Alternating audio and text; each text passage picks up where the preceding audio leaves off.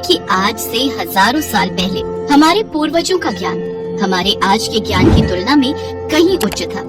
विज्ञान के जिन चमत्कारों को देखकर हम आज आश्चर्यचकित होते हैं, वो चमत्कार तो हमारे पूर्वजों ने हजारों साल पहले कर दिए थे। जैसे कि पुरुष द्वारा गर्भ धारण कर संतान को जन्म देना।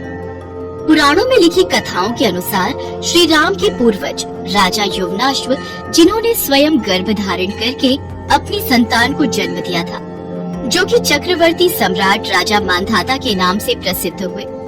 कहा जाता है कि रघुवंश कुल के राजा युवनाश्व की कोई संतान नहीं थी। वो अपने कुल और राज्य की वृद्धि को लेकर हमेशा चिंतित रहते थे।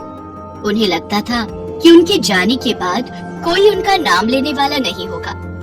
अपने वंश को आगे बढ़ाने और पुत्र की कामना के लिए उन्होंने सारा राजपाट छोड़कर वन में जाकर तपस्या करने का फैसला किया। वन में उनकी भेंट महर्षि भृगु के वंशज च्यवन ऋषि से हुई। हे ऋषिवर, कोई तो उपाय होगा जिससे मुझे संतान का सुख प्राप्त हो, नहीं तो मेरा वंश आगे नहीं बढ़ पाएगा। आप निराश मत होइए, मैं यहाँ अपने आश्रम में एक यज्ञ करूँगा, जिसके फल स्वरूप आपको संतान अवश्य प्राप्त होगी। ऋषि च्यवन की बात सुनकर राजा युवनाश्व बहुत प्रसन्न हुए। इसके पश्चात यज्ञ की सारी तैयारियां की गयी। ऋषि च्यवन ने राजा के पुत्र प्राप्ति के लिए पुत्रेष्टि यज्ञ करवाया, जिससे राजा को पुत्र की प्राप्ति हो सके। यज्ञ के संपूर्ण होने के पश्चात ऋषि च्यवन ने एक अभिमंत्रित जल से भरा कलश राजा युवनाश्व को दिया और बोले, महाराज, ये अभिमंत्रित जल से भरा हुआ कलश है। इस जल के सेवन से अवश्य ही महारानी गर्भवती हो जाएंगी और कुछ ही समय में आपको संतान प्राप्ति का सुख प्राप्त होगा। जो आज्ञा ऋषिवर। राजा युवनाश्व ने ऋषि च्यवन से वह कलश लिया और यज्ञ वेदी के पास रख दिया। राजा युवनाश्व की संतानोत्पत्ति के उद्देश्य से हुए यज्ञ में कई ऋषि मुनियों ने भाग लिया और यज्ञ के बाद सभी जन थकान की वजह से गहरी निद्रा में सो गए। देर रात प्यास से राजा की आंख खुली। उन्होंने पानी के लिए पुकारा, लेकिन किसी ने उनकी आवाज नहीं सुनी। राजा युवनाश्व पानी की तलाश में इधर उधर देखने लगे। तभी उनकी नजर उस कलश पर पड़ी जिसमें अभिमंत्रित जल रखा था। नींद में चूर राजा को ये याद ही नहीं रहा कि उस कलश में वही अभिमंत्रित जल था जो राजा युवनाश्व ने महारानी को देना था। राजा युवनाश्व ने कलश उठाया और सारा जल पी लिया। अगले दिन राजा को अपनी भूल का एहसास हुआ, पर तब तक बहुत देर हो चुकी थी। राजन, आपने भूल से ही सही पर उस अभिमंत्रित जल को पिया है। इस कारण अब आपकी संतान आपके ही गर्भ से जन्म लेगी। राजा युवनाश्व जानते थे कि अनजाने ही उनसे चूक हुई है, पर वो ये भी जानते थे कि उनकी होने वाली ये संतान उनके लिए अनमोल है। इसलिए उन्होंने गर्भ धारण किया। समय बीता और जब पुत्र के जन्म लेने का सही समय आया, तो अब सबसे बड़ी समस्या नारी बच्चे को जन्म दे सकती है, लेकिन एक मानव कैसे दे सकता है। तब दैवीय चिकित्सकों और अश्विनी कुमारों ने राजा युवनाश्व की कोख को चीरकर बच्चे को बाहर निकाला। आज भी इसका वर्णन ऋग्वेद में है। बच्चे के जन्म के बाद ये समस्या उत्पन्न हुई कि बच्चा अपनी भूख कैसे मिटाएगा। सभी देवतागण वहाँ उपस्थित थे। देवराज इंद्र बच्चे के पास आए और बोले, चिंता मत कीजिए राजन, इस बच्चे के लिए माँ की कमी मैं पूरी करूँगा। देवराज इंद्र ने अपनी अंगुली शिशु के मुंह में डाली, जिसमें से दूध निकल रहा था, और कहा, मम धाता, अर्थात मैं इसकी माँ हूँ। इसी वजह से उस शिशु का नाम ममधाता अर्थात मानधाता पड़ा। जैसे ही इंद्रदेव ने शिशु को अपनी अंगुली से दूध पिलाना शुरू किया, तो वो शिशु 13 बित्ता बढ़ गया। बालक ने चिंतन मात्र से धनुर्वेद सहित समस्त वेदों का ज्ञान प्राप्त कर लिया था। इसके पश्चात राजा युवनाश्व ने अपना राजपाट मानधाता को देकर उसे राजा बना दिया।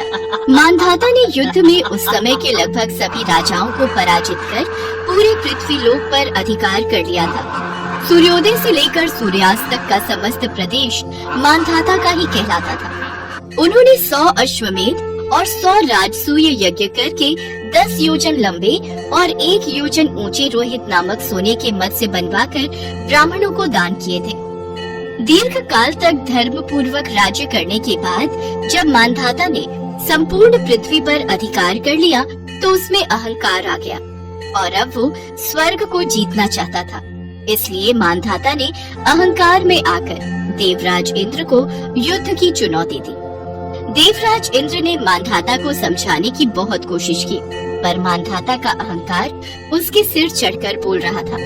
मानधाता मानव को इतना अभिमान शोभा नहीं देता। इसमें अहंकार कैसा? मैंने पूरी पृथ्वी को जीत लिया है। अब मुझसे युद्ध करने वाला कोई नहीं रहा, इसलिए अब मैं स्वर्ग को भी जीतना चाहता हूँ। मुझे आपसे युद्ध करना है। आप युद्ध के लिए तैयार हो जाइए। मानधाता, यह तुम्हारा भ्रम है कि तुमने सारी पृथ्वी पर विजय पा ली है। अभी लवणासुर बाकी है। तुमने उस पर अभी विजय नहीं पाई है। तो ठीक है, आज मैं सर्वप्रथम लवणासुर से ही युद्ध के लिए जाऊंगा। परंतु याद रहे देवराज इंद्र, लवणासुर को समाप्त करने के पश्चात मैं आपको भी नहीं छोड़ूंगा। मैं फिर आऊंगा। तुम्हारा यह अभिमान तुम्हें ले डूबेगा मानधाता। लवणासुर ने भगवान शंकर की तपस्या करके एक खास त्रिशूल प्राप्त किया था, जिसका वार रोकना असंभव था। लवणासुर ने अपने त्रिशूल से राजा मानधाता और उनकी सेना को भस्म कर दिया। राजा मानधाता को अब तक का संपूर्ण विश्व के चारों युगों का सबसे महान, शक्तिशाली और प्रतापी राजा माना जाता है। मानधाता के चित्र बने सिक्के व मूर्तियां मोहनजोदड़ो की खुदाई में प्राप्त हुई हैं, जिनसे ये जाना जा सकता है कि मानधाता के राज्य का विस्तार कहाँ तक था। एक समय की बात है, सोमनगर में राजा भानु प्रताप अपनी पत्नी रानी सुदर्शना के साथ रहते थे। उन दोनों के कोई संतान नहीं थी। रानी सुदर्शना भगवान शिव की परम भक्त थी। वो रोजाना शिव मंदिर में जाकर भगवान शिव से संतान प्राप्ति की कामना करती थी। एक दिन, बधाई हो रानी सुदर्शना, आप गर्भवती हैं। तो क्या ये चक्कर आना यही वजह थी ताई माँ? जी रानी सुदर्शना, आने वाले 9 माह में आप बच्चे को जन्म दोगी। महाराज, महाराज। महारानी सुदर्शना, हमने सब सुन लिया है। आप आराम कीजिए। ये लो दाई माँ, इतनी बड़ी खुशखबरी सुनाने के लिए मेरी तरफ से ये मोतियों की माला स्वीकार करो और बच्चे के जन्म तक महारानी सुदर्शना का ख्याल रखा जाए। और फिर ठीक 9 माह के पश्चात रानी सुदर्शना एक सुंदर से बालक को जन्म देती है, पर उसे देखकर दाई माँ घबरा जाती है। सुंदर बालक एक सांप के रूप में बदल जाता है। ये कैसे हो सकता है? ये तो अनर्थ हो गया। रानी ने एक सांप को जन्म दिया है। महाराज, रानी सुदर्शना के गर्भ से एक सांप ने जन्म लिया है। महाराज, महारानी सुदर्शना ने एक बच्चे को नहीं बल्कि एक सांप को जन्म दिया है। क्या महारानी ने एक सांप को जन्म दिया है? ये कैसे मुमकिन है? महारानी सुदर्शना, ये क्या अनर्थ हो गया? हमारे घर एक सांप ने जन्म लिया है। हम प्रजा के सामने क्या मुंह लेकर जाएंगे? सभी मंत्रियों और सलाहकारों ने राजा भानु प्रताप को सलाह दी। महाराज, अब इस समस्या का एक ही हल है। या तो इस सबोले को मार दिया जाए या जंगल में छोड़ दिया जाए। ये जैसा भी है, मेरा पुत्र है। मेरे होते हुए कोई इसे नहीं मार सकता। स्वामी, इतने वर्षों बाद भगवान शंकर की कृपा से हमें संतान का सुख प्राप्त हुआ है। हम मिलकर खुशी खुशी इसका पालन पोषण करेंगे। ठीक है महारानी, जैसा आप चाहती हो वैसा ही होगा। उसके बाद से राजा और रानी सांप रूपी अपने पुत्र का बहुत यत्नों से लालन पालन करने लगे। धीरे धीरे वह सांप बड़ा होने लगा और अब राजा और रानी को उसके विवाह की चिंता सता रही थी। महाराज, हमारा पुत्र वीरभान अब बड़ा हो गया है, हमें उसका विवाह कर देना चाहिए। पर महारानी सुदर्शना, तुम तो जानती ही हो हमारा पुत्र एक सांप है। कोई भी राजा अपनी कन्या के साथ एक सांप की शादी नहीं करवाना चाहेगा। फिर भी हम कोशिश करेंगे। राजा ने आसपास के सभी राजाओं से उनकी कन्याओं के विवाह के लिए कहा, पर पुत्र की सच्चाई को जानकर कोई भी अपनी कन्या का विवाह करने के लिए तैयार नहीं हुआ। महारानी सुदर्शना, हमारे पुत्र के साथ विवाह करने के लिए सबने मना कर दिया है, पर हम एक आखिरी कोशिश जरूर करेंगे। हमारे एक पुराने मित्र मणिराम की पुत्री माला का रिश्ता मांगने हम स्वयं अपने मित्र के घर जाएंगे। यदि वो मान जाते हैं तो हमारे पुत्र वीरभान का घर संसार बस जाएगा। भगवान शिव शंकर का नाम लेकर जाइए, सब अच्छा होगा। राजा भानु प्रताप अपने मित्र मणिराम से मिलने उसके घर पहुँचे। आज इतने समय पश्चात तुम्हें मिलकर बहुत प्रसन्नता हो रही है। आओ मित्र। मणिराम, तुम हमारे पुराने मित्र हो। यदि हम तुमसे कुछ मांगे तो तुम हमें मना तो नहीं करोगे? कैसी बातें करते हैं आप मेरे पुराने मित्र हैं। मैं आपको भला किसी चीज के लिए कैसे मना कर सकता हूँ? आप बस हुक्म कीजिए महाराज। मित्र मणिराम, हम तुम्हारी पुत्री माला का हाथ अपने पुत्र वीरभान के लिए मांगते हैं। ये तो मेरी बेटी माला के लिए बड़े सौभाग्य की बात है। मुझे इसमें कोई एतराज नहीं है मित्र। और मैं चाहता हूँ कि तुम एक बार मेरे बेटे से मिल लो और उसके बारे में जान लो। कैसी बातें करते हो मित्र? क्या मैं नहीं जानता कि तुम माला के लिए जो भी सोचोगे वो अच्छा ही सोचोगे? तो माला को अपने साथ ले जाओ। मेरी बेटी माला अब तुम्हारी अमानत है। माला, आज से राजा भानु प्रताप ही तुम्हारे पिता हैं। इनका और महारानी सुदर्शना का पूरा सम्मान करना और ये जैसा कहें वैसा ही आज्ञा का पालन करना।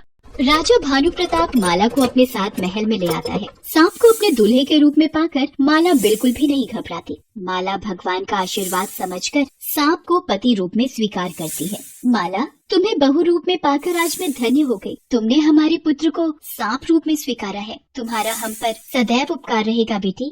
उस दिन से माला सांप रूपी अपने पति वीरभान की देखभाल पूरे प्रेम के साथ करने लगी। एक दिन माला रात के वक्त जब सो रही थी तो उसे किसी के कदमों की आहट सुनाई दी। तो वह अचानक से उठी। कौन हो तुम और यहाँ मेरे कक्ष में कैसे आए? और ये मेरे स्वामी वीरभान का मृतक शरीर जमीन पर कैसे पड़ा हुआ है?